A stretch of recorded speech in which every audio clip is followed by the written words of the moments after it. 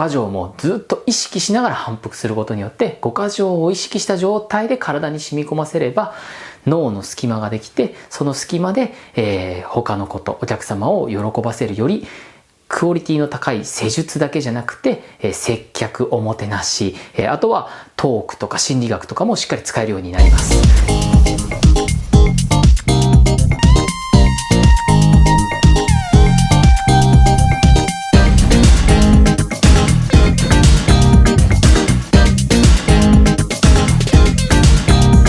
世界一のセラピスト川上拓人です。今日はですね、足の甲面のトリートメント、エフルラージュの解説をやっていきたいと思います。エフルラージュっていうのはですね、警察法と言いまして、本当にもうオイルを塗布していくような動きですね。初めの挨拶のような形で、今からトリートメントしていきますよ。よろしくお願いいたしますっていう気持ちを込めて、オイルをなじませていくっていうですね、主義がこのエフルラージュになります。もう超簡単な主義なんですが、めちゃくちゃ実は奥が深いです。僕も、セラピストになった時、ちょうど今から9年前なんですが、セラピストになった時ですね、このエフルラージュっていう主義を1日5時間、ずっとこの主義だけ、エフルラージュのみで1日5時間何週間もやってました。これはですね、やっぱり基礎ができてないと、基礎がちっちゃいと、その上に積み上がるものっていうのがどうしてもこう積み上げた時に低くなってしまいますので、その基本の基礎、もう一番シンプルで簡単な主義をしっかり一個を極めてこう基礎を作っていくと、その上にはもっと大きなこうね、技術のピラミッドが乗っていくので、最も簡単な主義なんですが、最も練習をして、最も奥深く、しっかりですね、深掘りして学んでいったら、世界一のセラピストになれます。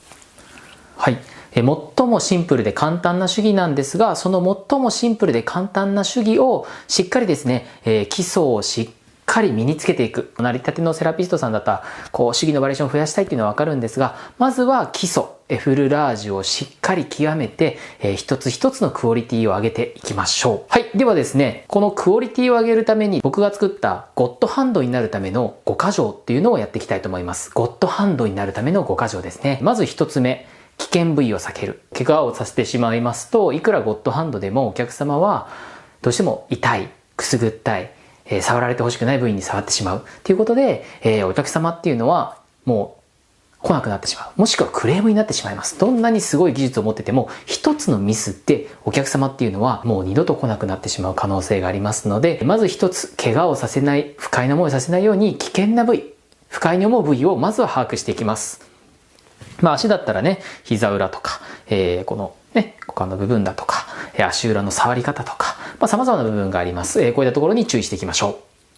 はい、そして2つ目。2つ目が、際から際までです。もう本当に大きく包み込んで、際から際まで全て包み込んでいきます。で、特に、ポイントとしては、ベッドとお客様の間にしっかり指を潜り込まらせて、ダイナミックに大きく動かしていくというのがポイントになります。これがゴッドハンドになるための5箇条2つ目ですね。で、3つ目。3つ目が体重移動。やっぱり体重を乗せていかないとダメです。どうしてもこう体重が乗ってないと圧が入ってなくて気持ちよくなかったり、あとは無理やりこう力を押し込んでいる人って結構多いんですね。力でグッてやってしまう。そうすると手が震えてきたりとか、すっごい汗かいて疲れてきてしまうっていうのが起きてしまいます。なので体重移動さえしっかりやれば疲れず、しっかりとした圧が入ります。僕はよく言ってるんですが、重心をどこかってしっかり把握していくところからやっていきます。ですね、人間の体の重心はおへその下あたりにあるんですが、この丹田と言われる分ですね、仙骨の上、おへその下あたりですね、なんですが、トリートメントをしていくときは、やっぱりベッドの高さ分ですね、ちょっと重心が上がりまして、こっからここまでのちょうどね、頭のてっぺんからこのベッドの高さ分のちょうど真ん中あたり、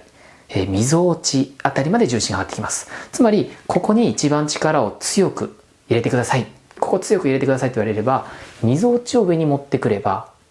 しっかり体重が乗ってきます。ただ、みぞおちがやっぱり離れてると、体重が乗らないので、手が震えてしまったりだとか、力でフンって入れるんで息が止まって、パワーが出なくなったりします。なので、しっかり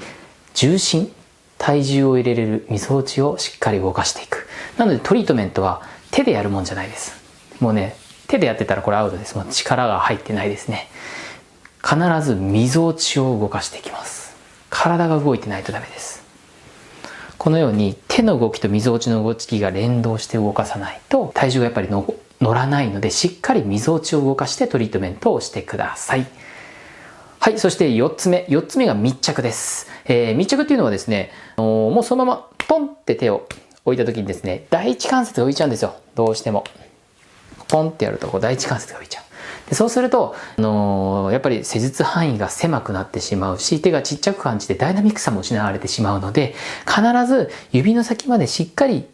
グッとこう押し込むような形。わかりますかね？これちょっと影ができるんですよ。こうやってグッと押し込むと。で、そのしっかり密着をしたまま滑らしていきます。なので、指先まで神経を集中させてしっかりキュッと吸着するように密着させてください。もうね、こうやってね、密着させていくと、わかりますかね？指が柔らかくなるんですよ。こんな感じです。わかるかな？でもこうやって指が柔らかくなってくると、ですね、どんな場所でもしっかり吸着していきます。膝関節でも指がピトーって吸い付くように。なので、しっかり指を、体に吸い付けて、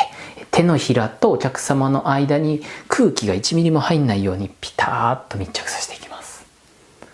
はい。これが4番目密着ですね。で、5番目。5番目が結構難しいです。慣れてきたらで大丈夫なんですが、5番目がスピードとリズム。5番目はスピードとリズムになります。はい。スピードとリズムっていうので、例えば、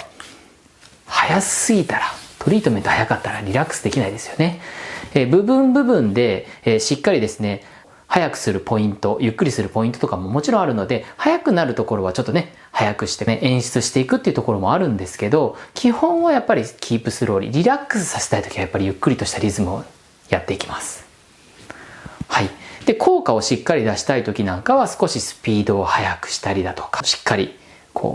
プローチを強めに、リラックスというよりは体のケアを強めにしたいというときは早めにしたりします。ただ基本アロマトリートメントっていうのは基本的にはゆっくりとしたリズムでやっていきます。はい。で、リズムっていうのは一個一個の手技と手技の間、手技と手技の間のつなぎですね。そこをしっかり滑らかにやっていきます。例えばこの手技と手技の間が次なんだっけって言って流れが悪くなってしまう。次の手技なんだっけって止まっちゃってリズムが悪くなってしまう。次なんだっけ、これかみたいな感じになってしまうと、やっぱりリラックスできないですよね。お客さんも一瞬現実に戻っちゃうんですよ。今なんか手が止まったな、忘れちゃったのかなっていう、もうめちゃめちゃ現実的なことを考えてしまうので、必ずですね、しっかり、リズム、もう一度施術が始まったらもう曲が止まらないようにずーっと夢と現実の間を行ったり来たりできるように、止まらないようにもうストロークを止めないでずっとやっていきます。はい。なので手も基本的には離れないです。手が離れてしまって両手がポンって離れてしまう。ストレッチとかそういったちょっと指圧系のやつをやる場合とかだったら離れる場合もあるんですが、基本的にはオイルトリートメント流す系のやつはずーっと流しながらプツンプツンプツンプツン切れないようにやっていきます。この5個を意識して施術すれば、めちゃめちゃ上手になってきますので、ぜひですね、この5つ、危険部位を避ける、際から際まで施術をする、体重移動、密着、スピードリズム。この5つを意識して、ぜひですね、フルラージを何回も何回も反復練習ですね。反復練習することによってクオリティというのが上がってきます。反復でもう体に覚えさせます。もう無意識でもできるレベルまで落とし込んでいくことによって、次の余裕が実は生まれます。で、よく成長の4段階って言うんですが、この成長の4ステップですね。まずは無意識無能。何したらいいかわからないし、できない。意識していいことも何を意識していいかもわからないし、実際に施術もできないっていうのが無意識無能です。一つ目。で、二つ目が、やはり、意識することを学びました。ここの5箇条を学んだ瞬間、もう、見ていただいている人は意識できるようになるんですよ。際から際まで体重移動、スピードリズム、密着、危険部位を避ける。っていうような意識ができるようになるんですけど、意識することはできるんですけど、何回か練習しないとできないですよね。なので、2段階目は、有意識無能です。意識はできるけどできない状態。有意識無能。はい。で、そっから一生懸命練習していくと、続いて有意識有能になります。意識すればできる状態。際から際まで、そうだ、こうだ、こうだ、こうだって言ってできるような状態が有意識有能です。これが意識すればできる状態ですよね。意識すれば施術が際から際までも体重移動もできる。ただ、この時ってすっごい疲れます。意識してるから、有意識無能と有意識有能っていうのは意識し続けてるんでめちゃくちゃ疲れるんですよ。際から際まで体重移動、スピード、リズムって考えながらやっぱ施術をしていくので、すごく疲れます。だから、次のステップ、一番最終形態は無意識有能です。意識しなくてもできる状態。ここに持っていきます。つまり、その有意識有能から無意識有能に行くためには反復なんですよ。もうひたすら反復練習が必要なので、体に覚え込ませるってことですね。しかも最初は意識したまま。意識して、際から際まで体重移動、スピード、リズム、これをちょっと意識しながらずっと何度もエフルラージをし続けて初めてできるようになってきます。何度も意識して、何度も意識して、しっかり練習していくと、やっぱり反復で体が覚えるので、体が覚えれば実は脳の隙間ができるんですよ。要は脳の空きができて、他のことを考えれるようになります。他のことが考えれるっていうことは、よりお客様に気を使いますよね。寒くないかな、暑くないかなとか、力加減大丈夫かなとかね、お客様との会話、お客様こう言ったら喜ぶかな、こういう言葉を求めてるかもなって意識を他に使えるんですよ。ただ、やっぱセラピストになりたて、初心者のセラピストは、やっぱりもう次の技何かなって考えてるから、もうそれの余裕ないですよね。次の技。つまり技のクオリティも低いし、次の技を考えてるのでいっぱいだから、技を覚えてないから次の技なんだっけなってなってるから、一個一個のクオリティも悪いし、気の利いた言葉も言えないし、寒さとか温度とか他のことに気がつかなくて気を配れなくて、粗相をしてしまう可能性もあります。なので、まずですね、やっぱり反復して何度ももうずっと毎日のように反復して練習していくことで体に覚え込ませて、5箇条もずっと意識しながら反復することによって、5箇条を意識した状態で体に染み込ませれば、脳の隙間ができて、その隙間で、他のこと、お客様を喜ばせるより、クオリティの高い施術だけじゃなくて、接客、おもてなし、あとはトークとか心理学とかもしっかり使えるようになります。で、店長とかになってくるとね、マネジメントしてくると、他の部屋で誰が入ってるかとか、この後このお客さん来るから、じゃあこういう順番でこれのタイミングで出ようとか、他の、お部屋の状態まで意識することができるようになります。なので、まずはしっかり基礎である簡単な手技、エフルラージュ。フルラージュを何度も反復して上手になって、そのクオリティを全部の手技に入れていくことによって、すごい上質で、とてもクオリティの高いトリートメントができるようになってきます。最初は、このエフルラージュ。このシンプルで最も簡単な手技ですね。エフルラージュを何度も反復して練習してみてください。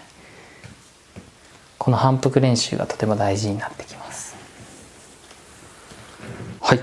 では、こうやって成長の4ステップを意識して少しずつ成長していきながらゴッドハンドを目指してみてください。